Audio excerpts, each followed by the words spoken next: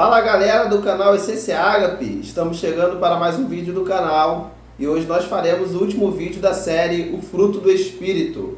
Falaremos sobre o oitavo e o nono gomo, que são mansidão e domínio próprio.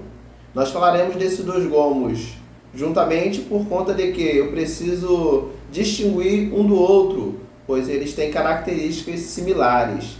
E para que fique bem esclarecido a respeito do que vem a ser cada um deles, falaremos conjuntamente para que possamos assim demonstrar também com exemplos as suas diferenças.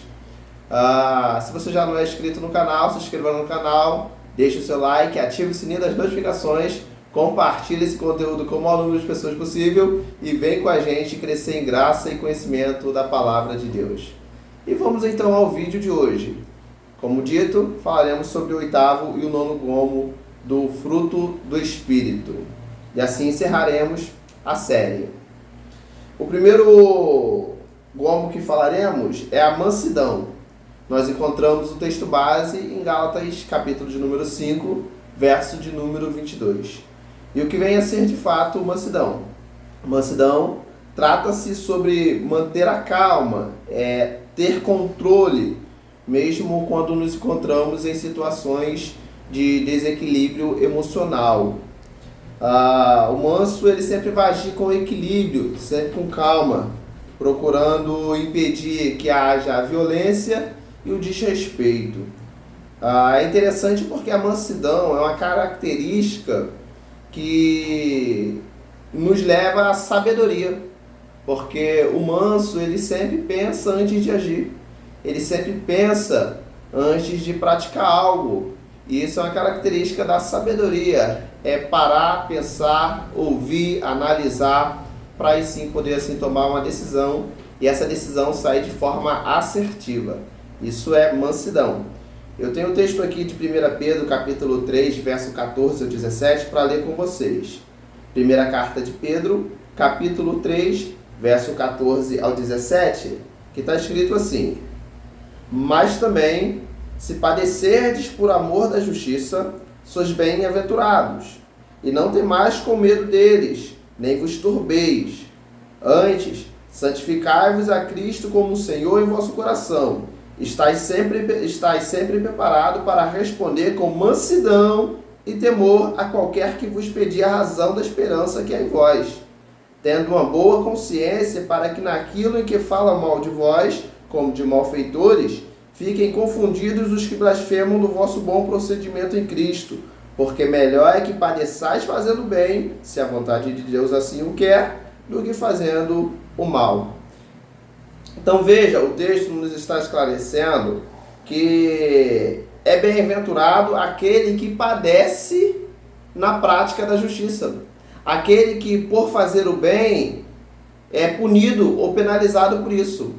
Como, por exemplo, aqui cito quando os discípulos eles voltam, quando foram oprimidos ali pelo Sinédrio, para que não viessem a mais falar sobre o nome de Jesus, e eles dizendo que mais importava obedecer a Deus do que aos homens, e eles foram coagidos pelos homens, eles foram, de certa forma, agredidos por aqueles homens, e eles retornam regozijantes, isto é, alegres, jubilosos, por terem sido julgados dignos de sofrerem afronta pelo nome de Jesus. Olha o que o texto diz, que aqueles que padecem por amor da justiça, a causa do Evangelho é uma causa da justiça, aqueles que padecem por conta desta causa, eles são chamados por Deus bem-aventurados, e bem-aventurados é uma tradução, significa mais do que felizes, né? São pessoas mais do que felizes, porque encontraram a verdadeira alegria, a verdadeira paz, a verdadeira felicidade que está presente em Cristo Jesus. O texto ele diz que nós devemos estar preparados para responder com mansidão, verso 15, para responder com mansidão e temor. Temor aqui significa respeito. Responder com mansidão, isso é, com calma e com respeito a qualquer que vos pedir a razão da esperança que é em vós. Então, quando alguém indagar-nos a respeito do porquê assim cremos, do que porquê assim acreditamos, nós devemos com mansidão, isto é, com calma, com controle, com equilíbrio, com moderação, responder respeitosamente. Isso é interessante porque nós falamos que a característica da mansidão nos permite manter o equilíbrio em situações de desequilíbrio emocional, em situações adversas, em situações que nos deixam em saia justa. A mansidão nos permite manter a calma e responder de forma coerente e respeitosa, sempre evitando a violência, sempre evitando a agressão ou algo que vem de alguma maneira desrespeitar alguma das partes. Então veja que a mansidão está relacionada a situações do dia a dia, a situações do cotidiano. Precisamos estar preparados a responder com mansidão e temor a todo aquele que, ou respeito, a todo aquele que nos pedir a razão da nossa esperança, porque assim acreditamos. Então, quando falarmos a respeito do Evangelho, precisamos falar com mansidão, com respeito, com calma. Por vezes nós vamos encontrar pessoas que desacreditam do Evangelho e até são agressivas na forma de falar. Contudo, a mansidão, um dos gomos do fruto do Espírito, vai nos conduzir a tratar essa situação de maneira equilibrada, de maneira sadia, de maneira calma, de maneira a evitar qualquer possível tipo de confronto e manter o respeito e a paz para ambas as partes. Esta é a mansidão. Temos alguns exemplos de mansidão na Bíblia. Vou citar aqui, por exemplo, Jesus, que é o mestre por excelência, quando uma mulher apanhada no ato de adultério, está lá em João capítulo 8, né? João capítulo 8. Uma mulher apanhada pelo ato de adultério é conduzida pelos religiosos da época à presença de Jesus, porque a lei ordenava que quem assim fosse pego em tal ato viesse a ser apedrejado. Mas Jesus, ouvindo então a fala daqueles homens, ele começa a escrever na areia, despreocupadamente, ou seja, ele não está se precipitando no responder, ele está mantendo a calma, ele está mantendo o equilíbrio, ele está mantendo o autocontrole. Jesus ele começa a escrever na areia, pelo que os homens insistem na acusação, insistem no questionamento, e então, com a mente fria, Jesus vai se levantar aqueles homens e vai dizer no verso 7 do capítulo 8 de João: aquele que dentre vós está sem pecado, seja o primeiro que atire a pedra contra aquela mulher. Então veja, dentro de uma situação que promoveu determinado desconforto a Cristo, que promoveu uma situação não muito prazerosa, não muito agradável, e Jesus, ele, por intermédio da mansidão que estava presente em sua vida, ele contornou aquela situação e aquela mulher pôde assim receber da graça, receber da salvação, porque Cristo não se precipitou no falar, ele não respondeu antes de pensar, ele manteve a calma, ele manteve o equilíbrio, ele manteve a moderação, e sem tratar de maneira desrespeitosa ou conduzindo a uma situação de violência, ele conseguiu resolver o problema, trazendo assim a solução. Então Jesus, um exemplo aí de mansidão, de situações que ocorrem no dia a dia. Jesus também no deserto, Mateus capítulo 4, também é um exemplo de mansidão, quando ele é afrontado por Satanás a respeito de ser o Filho de Deus. Se tu és o Filho de Deus, é uma afronta. Satanás tenta impor uma dúvida ali na cabeça de Cristo, duvidando da divindade de Cristo. Se tu és o Filho de Deus.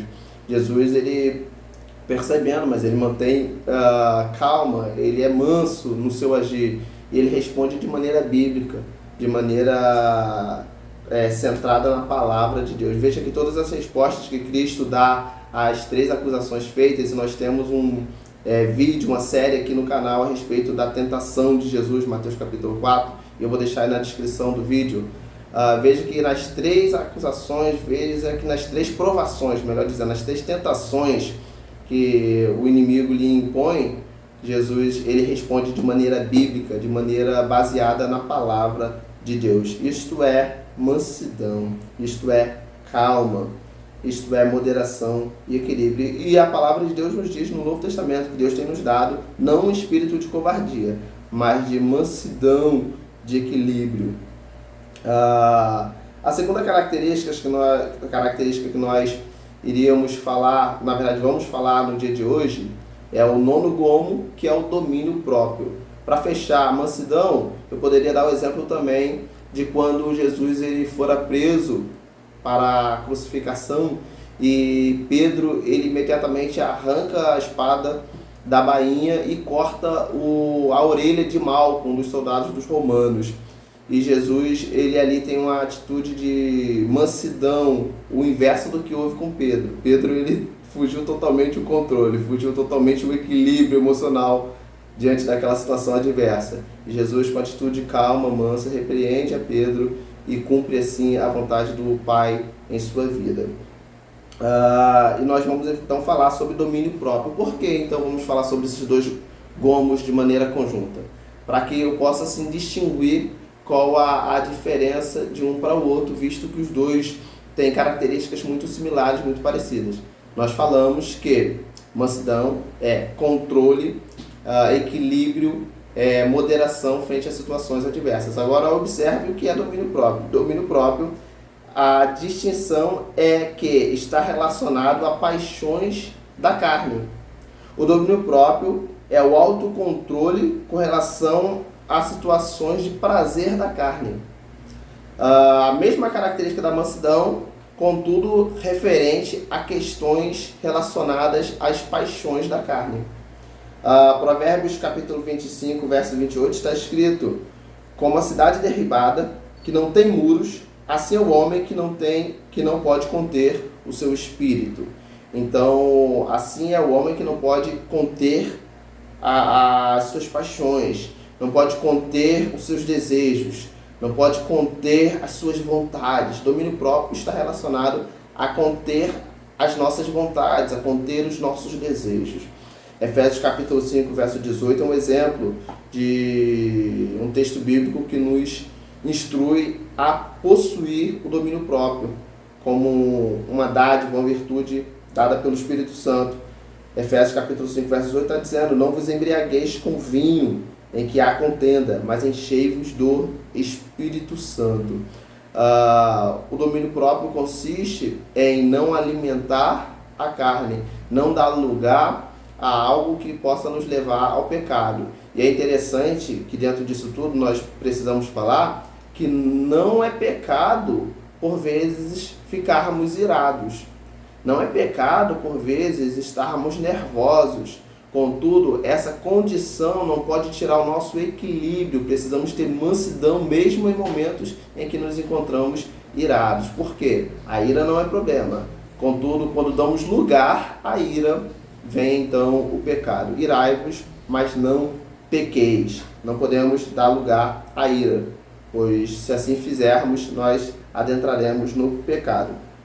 Um exemplo bem claro na Bíblia a respeito do que vem a ser domínio próprio, ligado ao autocontrole com relação às paixões da carne, ao prazer da carne, está registrado em Gênesis capítulo 39, que trata da passagem quando José, na casa de Potifar, ele é cobiçado pela mulher de Potifar, e por algumas vezes esta mulher o chamou para deitar-se com ele, para coabitar com ele.